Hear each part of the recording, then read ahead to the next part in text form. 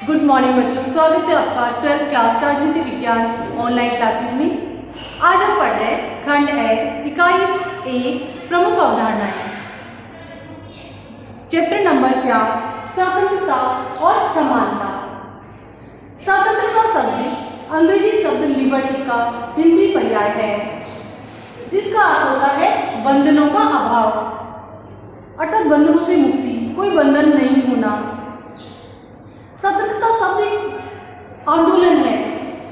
हमने अपनी राष्ट्रीय आंदोलन के दौरान स्वतंत्रता प्राप्ति के लिए असंख्य लोगों के द्वारा अपने प्राणों का त्याग देखा है, तो इससे हमें स्वतंत्रता का महत्व समझ में आता है। अमेरिका का राष्ट्रीय स्वतंत्रता संग्राम हो या फ्रांस का मुक्ति आंदोलन, सभी जगह स्वतंत्रता ही केंद्रीय तत्व के रूप में नजर आती है। स्वतंत्रता किसी भी राजनीतिक व्यवस्था का मुख्य बिंदु है, लोकतंत्र का बीज मंत्र है।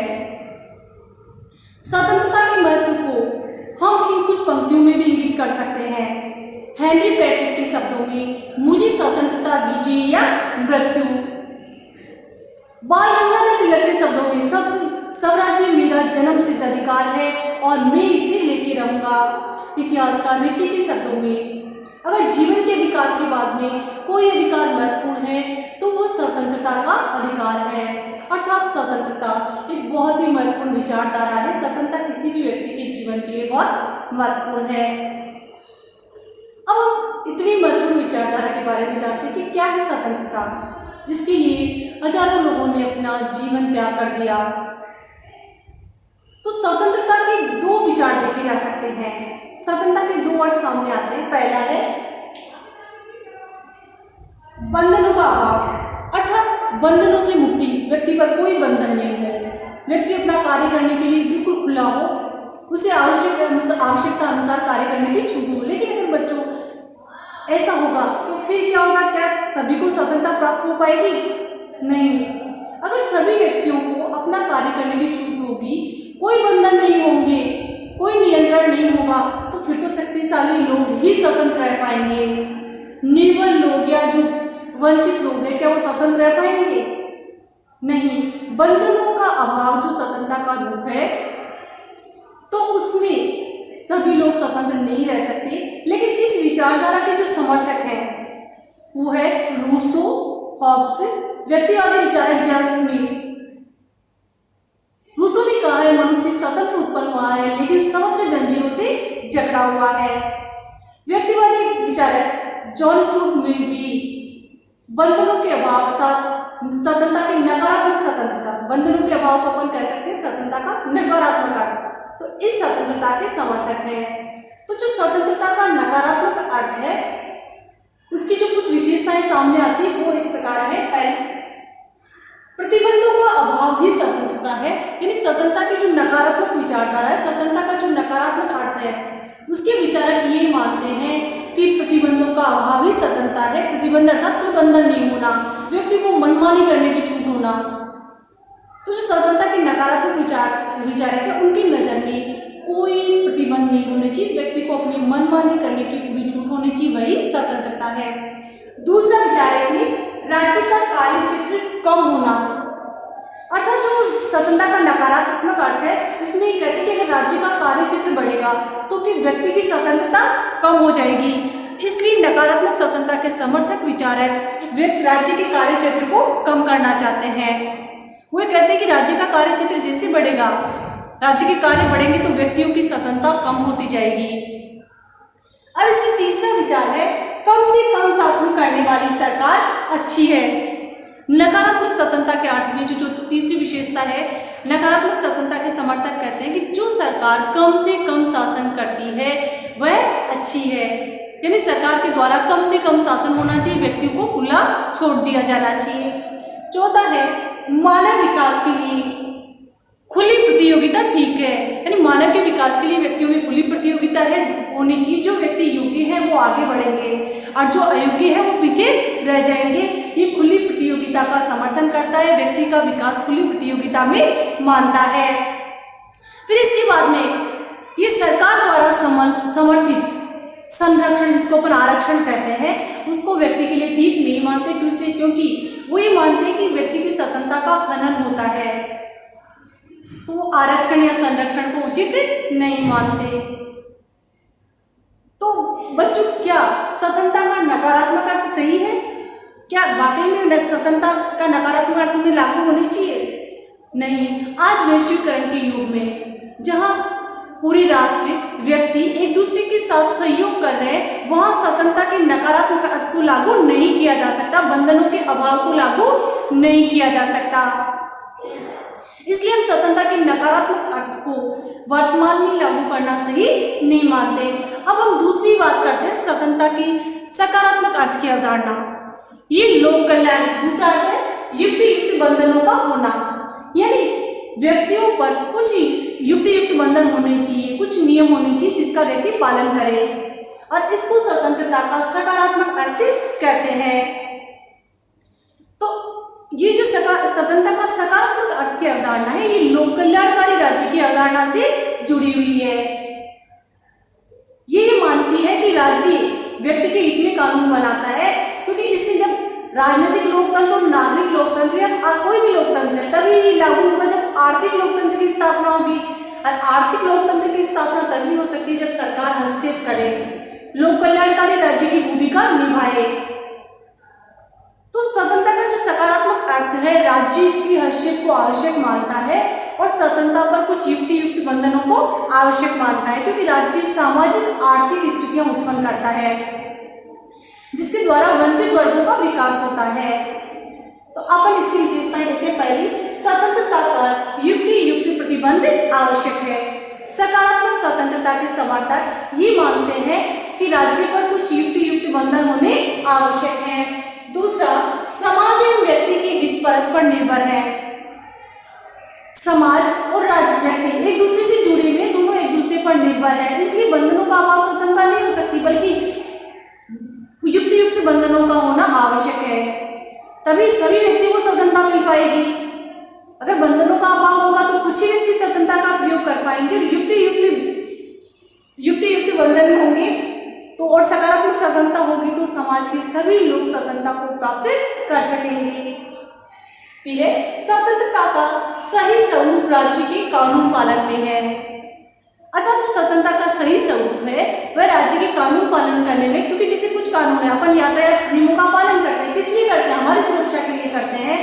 हम संविधान के नियमों का पालन करते हैं, कानून का पालन करते हैं, किसी दूसरे की स्वतंत्रता का हनन नहीं कर सकते हैं। क्यों? क्योंकि वो हमारे हित में भी है। हम दूसरों की स्वतंत्रता को सुरक्षित रखेंगे तो हमारी स्वतंत्रता भी सुरक्षित रहेगी।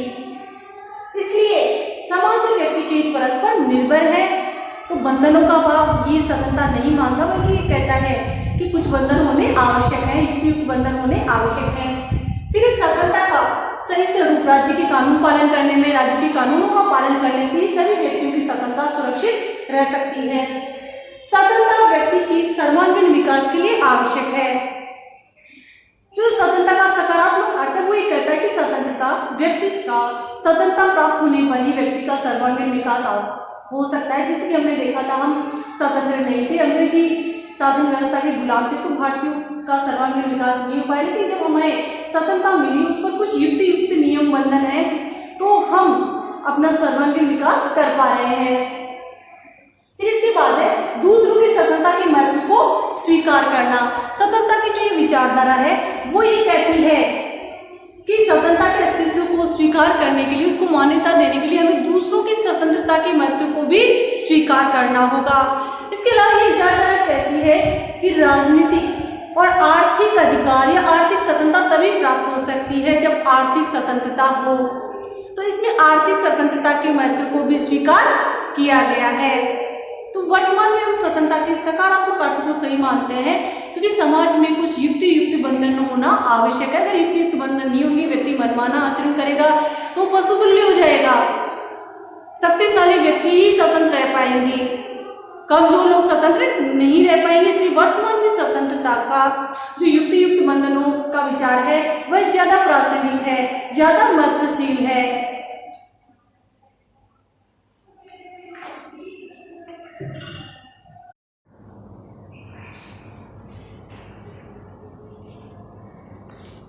स्वतंत्रता के विविध रूप या प्रकार। Various kinds of liberty. तो सबसे पहले है प्राकृतिक स्वतंत्रता। ये स्वतंत्रता मनुष्य को किसी मानवीय संस्था या सरकार के द्वारा प्रदान नहीं की गई, बल्कि प्रकृति के द्वारा प्रदान की गई है। ये प्रकृति प्रदत्त है। मनुष्य के जन्म के साथ ही उसी प्राकृतिक स्वतंत्रता प्राप्त हो जाती है। इस स्वतंत्रता के समर्थक है रूसो, जो ये कहते हैं कि मनुष्य स्वतंत्र जन्मा है लेकिन सर्वत्र जंजीरों से जकड़ा हुआ है। समझौतावादी विचारक हॉब्स, लॉक और रूसो प्राकृतिक स्वतंत्रता का समर्थन करते हैं। व्यक्ति स्वयं भी इस स्वतंत्रता को राज्य को हस्तांतरित नहीं कर सकता। ये स्वतंत्रता उसे प्रकृति ने प्रदान की है और व्यक्ति के जन्म के साथ ही ये स्वतंत्रता उसे प्राप्त हो जाती है। अब स्वतंत्रता का दूसरा जो प्रकार है वह है व्यक्तिगत स्वतंत्रता। मनुष्य को अपने निजी कार्यों में किसी का हस्तक्षेप पसंद नहीं आता। व्यक्तिगत स्वतंत्रता या निजी स्वतंत्रता बहुत ही महत्वपूर्ण स्वतंत्रता है। प्रत्येक व्यक्ति को अपने निजी कार्य करने, विचार अभिव्यक्त करने, अपने पसंद का खाना खाना, पसंद का पहनावा, इस स्वतंत्रता में उसे किसी का हस्तक्षेप पसंद नहीं आता।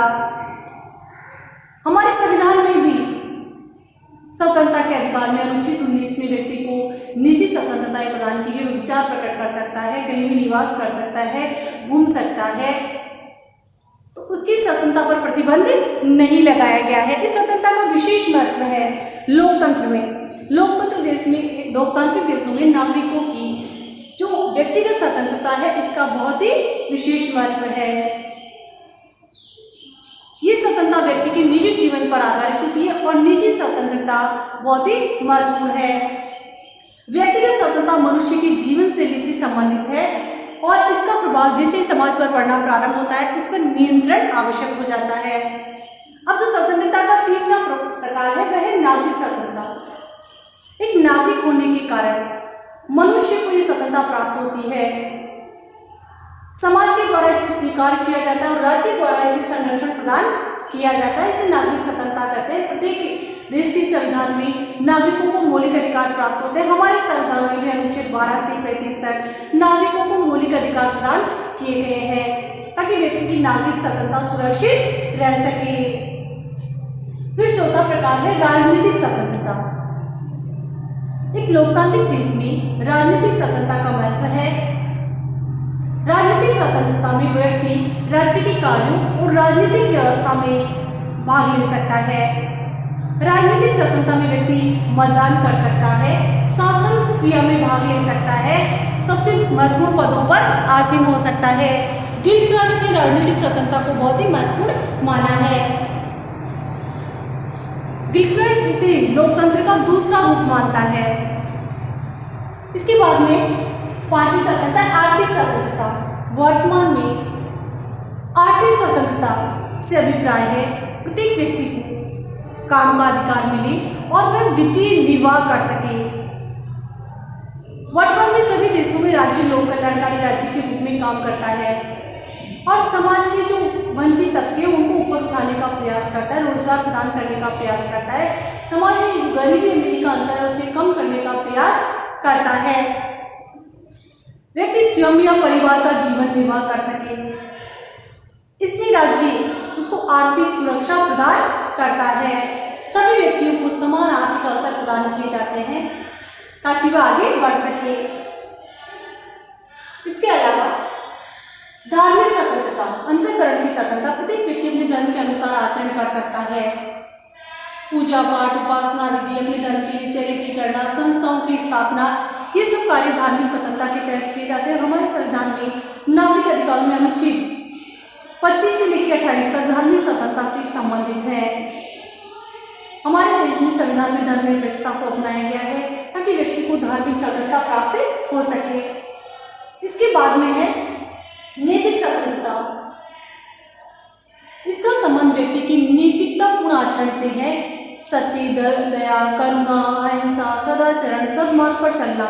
तो अगर इस मार्ग पर चलता है तो व्यक्ति नैतिक स्वतंत्रता प्राप्त करता है। अगर व्यक्ति घृणा, ईर्ष्या, द्वेष के आधार पर चल रहा है तो वह नैतिक प्रतिबद्धता का वर्ण करता है।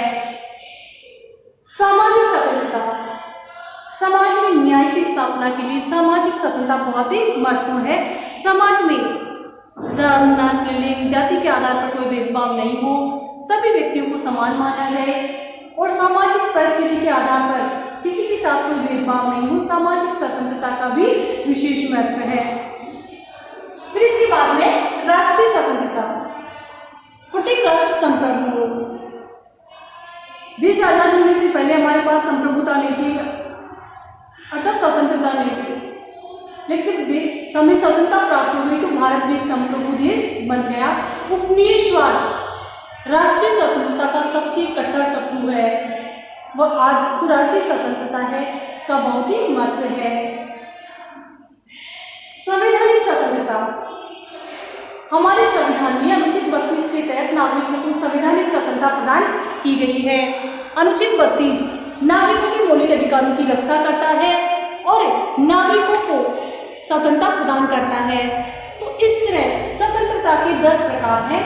प्राकृतिक स्वतंत्रता, व्यक्तिगत स्वतंत्रता, नागरिक स्वतंत्रता, राजनीतिक स्वतंत्रता, आर्थिक स्वतंत्रता, धार्मिक स्वतंत्रता, नैतिक स्वतंत्रता, सामाजिक स्वतंत्रता, राष्ट्रीय स्वतंत्रता और संवैधानिक स्वतंत्रता।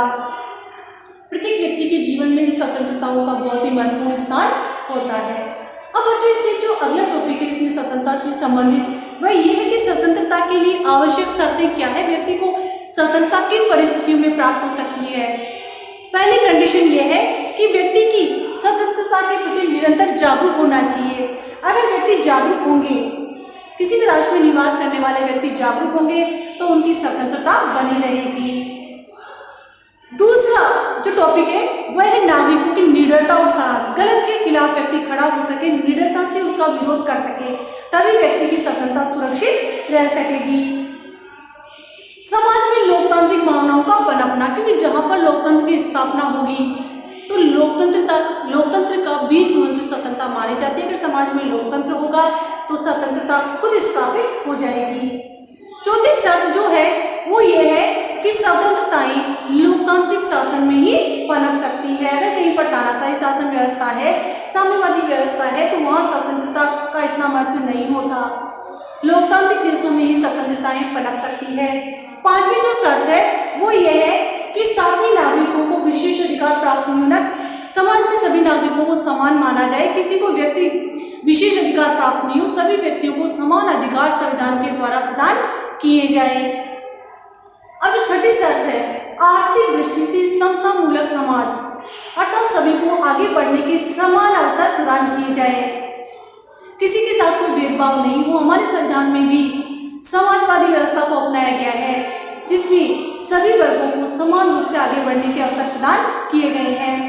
पक्षपात विहीन विधि का शासन, जो विधि कानून है वह सभी के लिए समान हो, कानून का संरक्षण सभी को समान रूप से प्राप्त हो, पक्षपात कानून के शासन के सामने नहीं हो, तभी स्वतंत्रता सुरक्षित रह सकती है। प्रेस की स्वतंत्रता, अगर मीडिया या प्रेस स्वतंत्र है तो भी नागरिकों की स्वतंत्रता सुरक्षित रहेगी।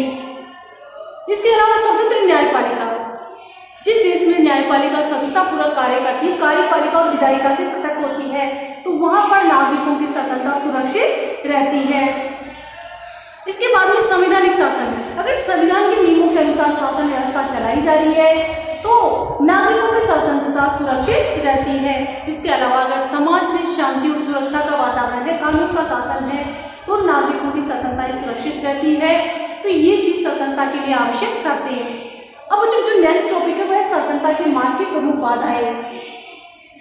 किन देशों में स्वतंत्रता सुरक्षित नहीं रह सकती? जहां पर नागरिक जागरूक नहीं होंगे अपने अधिकारों के प्रति, अपनी स्वतंत्रता के प्रति, तो वहां नागरिकों की स्वतंत्रता सुरक्षित नहीं रह सकती। दूसरा अशिक्षा, जहां पर अशिक्षा होगी, निरक्षरता होगी, समाज शिक्षित नहीं होगा, तो वहां पर भी नागरिकों की स्वतंत्रता सुरक्षित नहीं रह सकती। फिर इसके बाद में जो अगला टॉपिक है वह है न्यायपालिका का स्वतंत्र नहीं होना, कार्यपालिका या विधायिका का उसमें हस्तक्षेप होना, तो ऐसी स्थिति में भी स्वतंत्रता सुरक्षित नहीं रह सकती। इसके अलावा अराजकता का वातावरण, जिन देशों में हमेशा राजनीतिक उथल पुथल मची रहती, शांति स्थापित नहीं होती, वहां व्यक्ति की स्वतंत्रता सुरक्षित नहीं रह सकती। इसके अलावा है कार्यपालिका का स्वेच्छाचारी आचरण, अगर कार्यपालिका तानाशाही शासन व्यवस्था स्थापित करती, निरंकुश आचरण करती है, संविधान के नियमों के अनुसार नहीं चलती है, तो ऐसी स्थिति में व्यक्ति की स्वतंत्रता सुरक्षित नहीं रह सकती। इसके अलावा राष्ट्र विरोधी तत्व और आतंकवादी गतिविधियां, जिन देशों में ये गतिविधियां संस्था सुरक्षित नहीं रह सकती। Thank you. वीडियो पसंद आए तो लाइक एंड सब्सक्राइब करें।